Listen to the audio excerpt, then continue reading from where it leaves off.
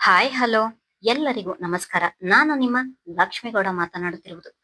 ಯಾರೆಲ್ಲ ಇನ್ನು ನನ್ನ ಕಾಮನ ಬಿಲ್ಲು ಕಥಾಗುಚ್ಛ ಯೂಟ್ಯೂಬ್ ಚಾನಲ್ ಸಬ್ಸ್ಕ್ರೈಬ್ ಮಾಡದೆ ಕತೆ ಕೇಳ್ತಿದ್ದೀರಾ, ಪ್ಲೀಸ್ ಸಬ್ಸ್ಕ್ರೈಬ್ ಮಾಡಿ, ಸಪೋರ್ಟ್ ಮಾಡಿ. ಹಾಗೆ ನನ್ನ ಕತೆ ನಿಮ್ಮೆಲ್ಲರಿಗೂ ಇಷ್ಟ ಆದ್ರೆ ಕಮೆಂಟ್ ಮಾಡಿ, ಶೇರ್ ಮಾಡಿ. ಜಾನಕಿ ರಾಮ ಕಥೆಯ ಮುಂದುವರೆದ ಸಂಚಿಕೆ. ರೆಹಮಾನ್ ವಿಕ್ರಮ್ ಹೇಳಿದ ಹೋಟೆಲ್ ಬಳಿ ಬಂದವನು ಕರೆ ಮಾಡಿದ್ದರಿಂದ ವಿಕ್ರಮ್ ಹೋಟೆಲ್ನಿಂದ ಹೊರಬಂದು ರೆಹಮಾನನಿಗೆ ನಿಧಾನವಾಗಿ ದಾನಿಯ ಯುವನನ್ನು ಪ್ರೀತಿಸಿದ ವಿಷಯ, ತಾನು ಮತ್ತು ಜಾನಕಿ ಅವಳಿಗೆ ಬುದ್ಧಿ ಹೇಳಿದ ವಿಷಯ, ಇಂದು ಯುವ ಮಾಡಲು ಹೊರಟಿದ್ದ ಕೆಟ್ಟ ಕೆಲಸ ಎಲ್ಲವನ್ನು ನಿಧಾನವಾಗಿ ಎಳೆ ಎಳೆಯಾಗಿ ಬಿಡಿಸಿ ಹೇಳಿದನು. ಏನಾಯ್ತು ಎಂದು ಗಾಬರಿಯಾಗಿ ಹೋಟೆಲ್ ಬಳಿ ಬಂದವನ ಮುಖ ವಿಕ್ರಮ್ನ ಮಾತು ಕೇಳುತ್ತಿದ್ದ ಹಾಗೆ ಕೋಪದ ಕೆಂಬಣಕ್ಕೆ ತಿರುಗಿತು. ತಂಗಿಯ ಮೇಲಿನ ಕೋಪಕ್ಕೆ ಆಗಲೇ ಅವನ ಕಣ್ಣುಗಳು ಕೆಂಡವನ್ನು ಉಗುಳುತ್ತಿದ್ದವು. ತನ್ನ ಕೈ ಮುಷ್ಟಿ ಮಾಡಿದವನು, ಈಗ ಧಾನಿಯಾ ಎಲ್ಲಿದ್ದಾಳೆ ಎಂದನು. ಇಲ್ಲಿಯೇ ಅಕ್ಕನ ಜೊತೆ ರೂಮಿನಲ್ಲಿ ಇದ್ದಾಳೆ ಬಾವ, ಆದ್ರೆ ಈಗ ಅವಳ ತಪ್ಪಿನ ಅರಿವಾಗಿ ತುಂಬಾ ಅಳುತ್ತಿದ್ದಾಳೆ ಎಂದು ಮೇಲು ಧ್ವನಿಯಲ್ಲಿ ಹೇಳಿದನು. ವಿಕ್ರಮ್ ಕೂಡ ರೆಹಮಾನನ ಕೋಪ ನೋಡಿ ಆಗಲೇ ಹೆದರಿದ್ದನು. ರೂಮ್ ನಂಬರ್ ಏನು ಎಂದನು ಅದೇ ಕೋಪದಲ್ಲಿ. ವಿಕ್ರಮ್ ರೂಮ್ ನಂಬರ್ ಹೇಳುತ್ತಿದ್ದ ಹಾಗೆ ಬಿರುಸಾಗಿ ಹೋಟೆಲ್ ಒಳಗೆ ಹೋದರೆ ವಿಕ್ರಮ್ ಕೂಡ ಭಯದಲ್ಲಿಯೇ ಅವನ ಹಿಂದೆ ಬಂದಿದ್ದನು. ಬಾಗಿಲು ತೆರೆದು ಒಳ ಬಂದ ಅಣ್ಣನನ್ನು ನೋಡಿ ತರತರ ನಡುಗಿದಳು ದಾನಿಯ. ಹಾಸಿಗೆಯ ಮೇಲೆ ಜಾನಕಿಯ ಪಕ್ಕ ಕುಳಿತಿದ್ದವಳು ತನ್ನ ಅಣ್ಣನನ್ನು ನೋಡಿ ಅದೇ ಭಯದಲ್ಲಿ ಎದ್ದು ನಿಂತಳು. ಆಗಲೇ ಅವಳ ಕೈಕಾಲುಗಳೆಲ್ಲ ನಡುಗಲು ಶುರುವಾಗಿದ್ದವು. ಅದೇ ಬಿರುಸಿನಿಂದ ಒಳ ಬಂದವನೇ ಜೋರಾಗಿ ದಾನಿಯಾಳ ಕೆನ್ನೆಗೆ ಬಾರಿಸಿದನು. ಅವನ ಏಟಿಗೆ ತರತರ ನಡುಗಿ ಹೋದಳು ಹುಡುಗಿ. ಮಹಾನ್, ಏನ್ ಮಾಡ್ತಿದೀಯ ನೀನು? ಅವಳು ಮೊದಲೇ ಅಳುತ್ತಿದ್ದಾಳೆ. ಸಮಾಧಾನದಿಂದ ಕುಳಿತು ಮಾತನಾಡಿ ಅವಳಿಗೆ ಧೈರ್ಯ ಹೇಳುವ ಬದಲು ಈ ರೀತಿ ಅವಳ ಮೇಲೆ ಕೈ ಮಾಡ್ತಿದ್ದೀಯಾ ಎಂದು ದಾನಿಯಾಳ ಮುಂದೆ ರೆಹಮಾನನಿಗೆ ಅಡ್ಡಲಾಗಿ ನಿಂತು ಅವನಿಗೆ ಗದರಿದಳು. ಅವಳ ಮಾತು ತನಗಲ್ಲ ಎಂಬಂತೆ, ಜಾನಕಿ, ನೀನು ಈ ವಿಷಯದಲ್ಲಿ ತಲೆ ಹಾಕ್ಬೇಡ ಎಂದು ಹೇಳಿದವನೇ ಬಿರುಸಾಗಿ ಜಾನಕಿಯನ್ನು ಒಂದು ಬದಿಗೆ ತಳ್ಳಿದವನು ದಾನಿಯಾಳಿಗೆ ಮತ್ತೊಮ್ಮೆ ಹೊಡೆಯಲು ಕೈ ಎತ್ತಿದ ತಕ್ಷಣ ಒಡನೆ ದಾನಿಯಾಳನ್ನು ಎಳೆದುಕೊಂಡು ತಬ್ಬಿದವನು ರೆಹಮಾನನಿಗೆ ಬೆನ್ನು ಹಾಕಿ ನಿಂತು, ಭಾವ, ಅವಳು ಮೊದಲೇ ಹೆದರಿದ್ದಾಳೆ. ನೀವು ಈ ರೀತಿ ಅವಳ ಮೇಲೆ ಕೈ ಮಾಡಿದ್ರೆ ಇನ್ನೂ ಹೆದರುತ್ತಾಳೆ. ದಯವಿಟ್ಟು ಸ್ವಲ್ಪ ಸಮಾಧಾನದಿಂದ ಇರಿ ಎಂದು ವಿನಂತಿಸಿದನು. ಧಾನಿಯಾ ಮಾತ್ರ ಹೆದರಿದ ಮಗು ತಾಯಿಯನ್ನು ಅವಚಿ ಹಿಡಿಯುವಂತೆ ವಿಕ್ರಮ್ನನ್ನು ಬಿಗಿಯಾಗಿ ಹಿಡಿದು ಅವನ ಎದೆಗೆ ಒರಗಿದವಳ ಮುಚ್ಚಿದ ಕಣ್ಣುಗಳಿಂದ ನೀರು ಇಳಿಯುತ್ತಲೇ ಇದ್ದವು. ಪ್ಲೀಸ್ ಮಹಾನ್, ಈಗ ಆಗಬೇಕಾಗಿದ್ದ ದೊಡ್ಡ ಅನಾಹುತ ತಪ್ಪಿ ಹೋಗಿ ಒಳ್ಳೆಯದೇ ಆಗಿದೆ.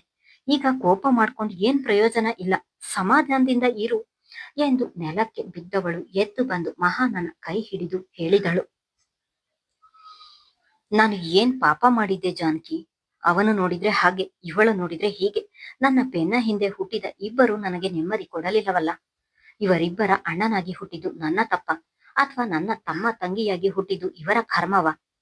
ನಾನು ಹುಟ್ಟಿದ ನನ್ನ ಮಾಮ್ ಹೊಟ್ಟೆಯಲ್ಲಿಯೇ ತಾನೇ ಇವರು ಹುಟ್ಟಿರುವುದು. ನನಗೆ ಬಂದಿರುವ ಒಳ್ಳೆ ಬುದ್ಧಿ ಇವರಿಗೆ ಯಾಕಿಲ್ಲ ಎಂದು ಹಾಸಿಗೆಯ ಮೇಲೆ ಕುಸಿದು ಕುಳಿತವನು ತಲೆಯ ಮೇಲೆ ಕೈ ಹೊತ್ತು ಬೇಸರದಲ್ಲಿ ಹೇಳಿದನು. ರೆಹಮಾನನಿಗೆ ಎಷ್ಟು ನೋವಾಗಿದೆ ಎಂದು ಅವನ ಮಾತಿನಲ್ಲಿ ಗ್ರಹಿಸಿದವಳು, ಮಹಾನ್, ದಾನಿಯಾ ಇನ್ನು ಚಿಕ್ಕವಳು. ಯಾರು ಒಳ್ಳೆಯವರು ಯಾರು ಕೆಟ್ಟವರು ಎಂದು ಅವಳಿಗೆ ತಿಳಿಯುವ ಪ್ರಬುದ್ಧತೆ ಇನ್ನು ಬಂದಿಲ್ಲ.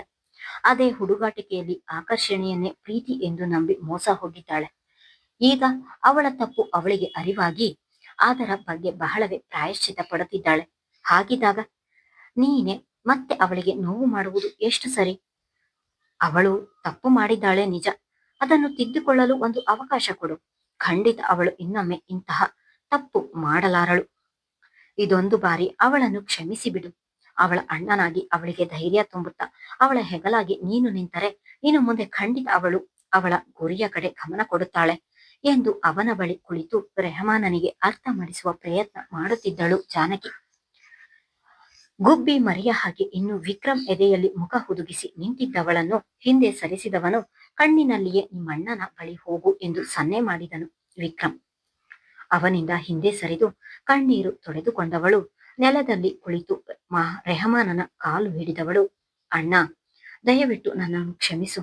ಅತ್ತಿಗೆ ಹೇಳಿದ ಹಾಗೆ ಇನ್ನೆಂದೂ ನಾನು ಇಂತಹ ತಪ್ಪು ಮಾಡುವುದಿಲ್ಲ. ಅವನು ಇಂತಹ ಕೆಲಸ ಮಾಡುತ್ತಾನೆ ಎಂದು ತಿಳಿಯದೆ ಅವನನ್ನು ನಂಬಿ ಮೋಸ ಹೋದೆ.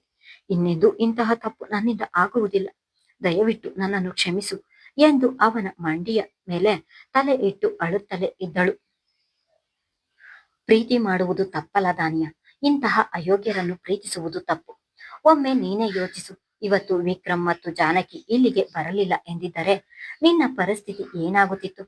ನಮ್ಮ ಮನೆಯ ಮಾನ ಮರ್ಯಾದೆ ಏನಾಗುತ್ತಿತ್ತು? ಈ ಸಮಾಜದಲ್ಲಿ ನಾವುಗಳು ತಲೆ ಎತ್ತಿ ಬದುಕಲಾರದೆ ಬದುಕಿದ್ದು ಸತ್ತಂತೆ ಜೀವಿಸಬೇಕಿತ್ತು. ಇವತ್ತು ಮನೆಯಲ್ಲಿ ನೀನು ಬಂದಿಲ್ಲ ಎಂದು ಎಲ್ಲರೂ ಗಾಬರಿಯಾಗಿದ್ದಾರೆ. ನೀನು ನೋಡಿದ್ರೆ ಅವನ ಜೊತೆ ಬಾರ್ಗೆ ಹೋಗಿದ್ದೀಯಾ ಎಂದನು. ನಾನು ಬೇಕೆಂದು ಅಲ್ಲಿಗೆ ಹೋಗ್ಲಿಲ್ಲ ಅಣ್ಣ, ಅಲ್ಲಿ ನನ್ನ ಫ್ರೆಂಡ್ ಇದ್ದಾನೆ, ಮೀಟ್ ಮಾಡಿ ಬರೋಣ ಎಂದು ಕರೆದುಕೊಂಡು ಹೋಗಿ ಹೀಗೆಲ್ಲ ಮಾಡುತ್ತಾನೆ ಎಂದು ನಾನು ಕನಸಿನಲ್ಲಿಯೂ ಎಣಿಸಿರಲಿಲ್ಲ. ದಯವಿಟ್ಟು ನನ್ನನ್ನು ಕ್ಷಮಿಸು ಅಣ್ಣ ಎಂದು ಮತ್ತೊಮ್ಮೆ ವಿನಂತಿಸಿದಳು.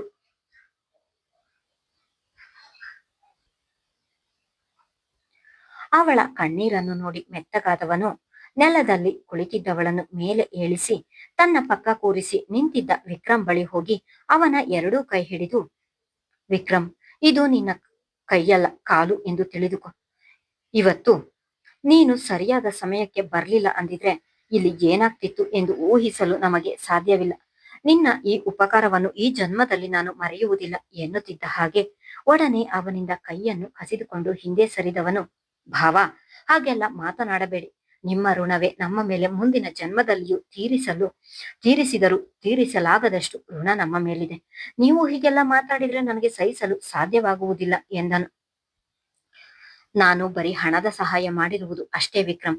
ಹಣದ ಸಹಾಯವನ್ನು ಯಾರು ಬೇಕಾದ್ರೂ ಮಾಡಬಹುದು, ಆದ್ರೆ ನೀನು ಮಾಡಿರುವ ಉಪಕಾರದಿಂದ ನನ್ನ ತಂಗಿಯ ಜೀವನ ಉಳಿದಿದೆ, ಅಲ್ಲದೆ ನನ್ನ ಮನೆಯ ಮಾನ ಮರ್ಯಾದೆಯನ್ನು ಉಳಿಸಿದೀಯ ಎಂದನು. ಮಹಾನ್, ಈಗಾಗಲೇ ಸಮಯವಾಗಿದೆ, ಮೊದಲು ಮನೆಗೆ ಹೋಗೋಣ ಬನ್ನಿ ಎಂದು ಜಾನಕಿ ಹೇಳಿದಳು. ಭಾವ, ನೀವೆಲ್ಲರೂ ಕಾರಿನಲ್ಲಿ ಹೊರಡಿ, ನನ್ನದು ಬೈಕ್ ಇದೆ, ನಾನು ಬೈಕಿನಲ್ಲಿ ಮನೆಗೆ ಹೋಗ್ತೀನಿ ಎಂದನು. ವಿಕ್ರಮ್, ಆ ರಾಸ್ಕಲ್ ನಾಳೆ ಕಾಲೇಜಿನಲ್ಲಿ ಸಿಗ್ತಾನ? ಅದೇ ಕೋಪದಲ್ಲಿ ಹೇಳಿದನು. ಭಾವ, ನಾಳೆ ಕಾಲೇಜಿಗೆ ಬರುತ್ತಾನೆ ಅನ್ಸುತ್ತೆ ಎಂದನು. ಎಲ್ಲರೂ ಹೊರಬರುವ ವೇಳೆಗೆ ಜಾನಕಿಯ ಕೈ ಹಿಡಿದವಳು, ಅತ್ತಿಗೆ, ನನಗೆ ಏನು ಆಗಿಲ್ಲ ಅಲ್ಲವಾ ಎಂದು ಮತ್ತೊಮ್ಮೆ ಭಯದಲ್ಲಿ ಕೇಳಿದಳು. ಆ ಯುವ ತನಗೆ ಏನಾದ್ರೂ ಮಾಡಿದ್ದಾನ ಎನ್ನುವ ಭಯ ಅವಳನ್ನು ಕಾಡುತ್ತಲೇ ಇತ್ತು.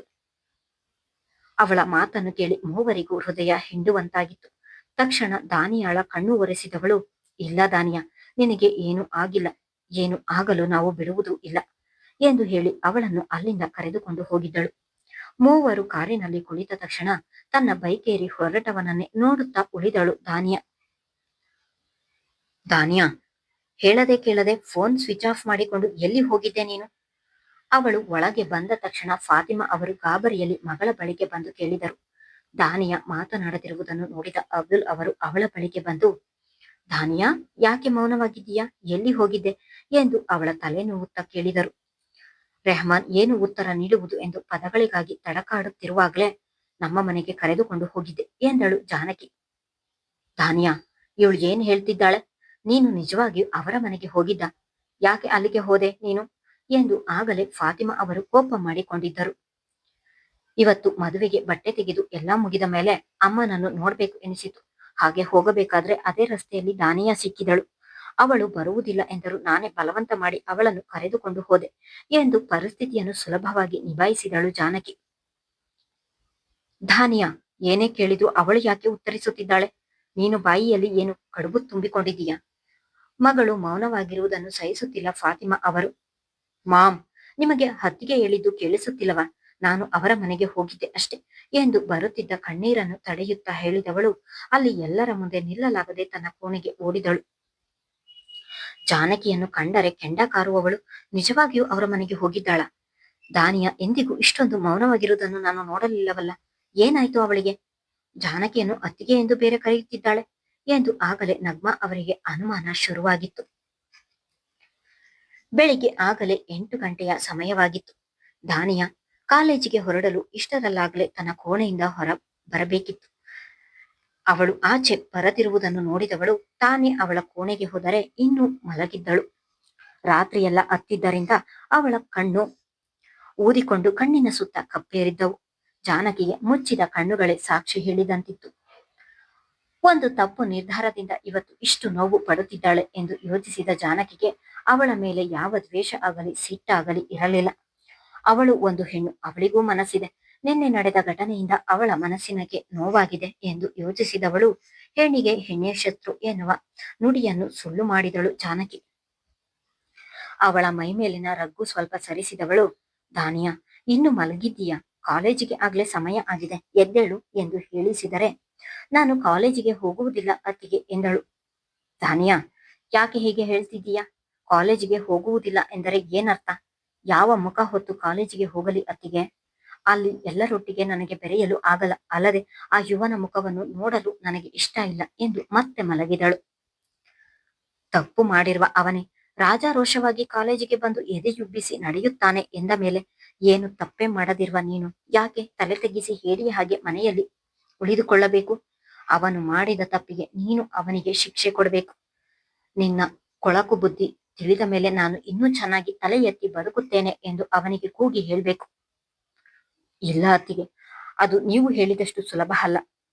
ಅಲ್ಲದೆ ಅಣ್ಣ ಇವತ್ತು ಕಾಲೇಜಿಗೆ ಬರುತ್ತಾನೆ, ಆ ಯುವನನ್ನು ಸುಮ್ಮನೆ ಬಿಡುವುದಿಲ್ಲ. ಇದೆಲ್ಲವನ್ನು ನನಗೆ ನೋಡಲು ಆಗುವುದಿಲ್ಲ. ನನಗೆ ತುಂಬಾ ಭಯ ಆಗುತ್ತಿದೆ. ನಾನು ಕಾಲೇಜಿಗೆ ಹೋಗದಿರುವುದೇ ಒಳ್ಳೆಯದು ಎಂದಳು ಭಯದಲ್ಲಿ. ನಿಮ್ಮಣ್ಣ ಕಾಲೇಜಿಗೆ ಬರ್ತಾರೆ ಎನ್ನುವುದೇ ನಿನ್ನ ಭಯ ಆದ್ರೆ ನಾನು ಅವರನ್ನು ಕಾಲೇಜಿಗೆ ಬರದ ಹಾಗೆ ತಡೆಯುತ್ತೇನೆ. ಆಗ್ಲಾದ್ರೂ ಕಾಲೇಜಿಗೆ ಹೋಗುತ್ತೀಯಾ? ನೀನು ಒಂದು ದಿನ ಕಾಲೇಜು ತಪ್ಪಿಸಿದರೆ ಎಷ್ಟು ಲಾಸ್ ಆಗುತ್ತದೆ ಎಂದು ನಿನಗೆ ಚೆನ್ನಾಗಿ ಗೊತ್ತು ಎಂದು ಅವಳಿಗೆ ಧೈರ್ಯ ಹೇಳಿ ಕೊನೆಗೂ ದಾನಿಯ ಕಾಲೇಜಿಗೆ ಹೋಗಲು ಒಪ್ಪಿಸಿದ್ದಳು ಜಾನಕಿ. ಜಾನಕಿ ನೀಡಿದ ಧೈರ್ಯದಿಂದ ಕೊನೆಗೂ ಅಂಜಿಕೆಯಲ್ಲಿಯೇ ಕಾಲೇಜಿಗೆ ಬಂದವಳಿಗೆ ಕ್ಯಾಂಪಸ್ಸಿನಲ್ಲಿ ಗೆಳೆಯರೊಟ್ಟಿಗೆ ಹರಟೆ ಹೊಡೆಯುತ್ತಿದ್ದ ಯುವ ಕಣ್ಣಿಗೆ ಬಿದ್ದಿದ್ದನು. ನಿನ್ನೆ ಅಷ್ಟೆಲ್ಲ ಅವಾಂತರ ಮಾಡಿ ಇಂದು ಏನು ಆಗೇ ಇಲ್ಲ ಎನ್ನುವ ಹಾಗೆ ಗೆಳೆಯರೊಂದಿಗೆ ನಗುತ್ತಾ ನಿಂತಿದ್ದವನನ್ನು ನೋಡಿ ಅಸಾಧ್ಯ ಕೋಪಗೊಂಡವಳಿಗೆ ಜಾನಕಿ ಹೇಳಿದ, ತಪ್ಪು ಮಾಡಿದ ಅವನೇ ತಲೆ ಎತ್ತಿ ನಡೆಯುತ್ತಿರುವಾಗ ಏನು ತಪ್ಪೇ ಮಾಡದ ನೀನು ಯಾಕೆ ಅಂಜಿಕೊಳ್ಳುತ್ತೀಯ ಎಂಬ ಮಾತು ನೆನಪಿಸಿಕೊಂಡವಳು ಮರು ಯೋಚನಿಸದೆ ಎಲ್ಲರೆದುರಿಗೂ ಅವನ ಕಪಾಳಕ್ಕೆ ಹೊಡೆದಿದ್ದಳು. ದಾನಿಯಾ ಹೀಗೆ ಹೊಡೆಯುತ್ತಾಳೆ ಎಂದು ಅಂದಾಜಿಸಿದವನಿಗೆ ಆಶ್ಚರ್ಯದ ಜೊತೆಗೆ ಎಲ್ಲರೆದುರಿಗೆ ಅವಮಾನವಾಗಿತ್ತು. ಚುರುಗುಡುತ್ತಿದ್ದ ಕೆನ್ನೆಯ ಮೇಲೆ ಕೈ ಇರಿಸಿದವನು, ಎಷ್ಟೇ ಧೈರ್ಯ ಇದ್ರೆ ನನ್ನ ಮೇಲೆ ಕೈ ಮಾಡ್ತೀಯಾ ಎಂದು ಅವಳ ಮುಂದೆ ಕೈ ತೋರಿಸಿ ಗದರಿದನು. ನಿನ್ನಂತಹ ನೀಚನಿಗೆ ಹೊಡೆಯಲು ಧೈರ್ಯ ಯಾಕೆ ಬೇಕು? ನಿನ್ನ ಮುಖ ನೋಡಲು ಅಸಹ್ಯವಾಗುತ್ತದೆ.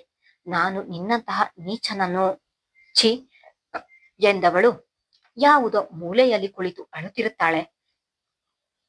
ಕಾಲೇಜಿಗೆ ಬರುವುದಿಲ್ಲ ಎಂದುಕೊಂಡಿದ್ದೆ ಅಲ್ವಾ?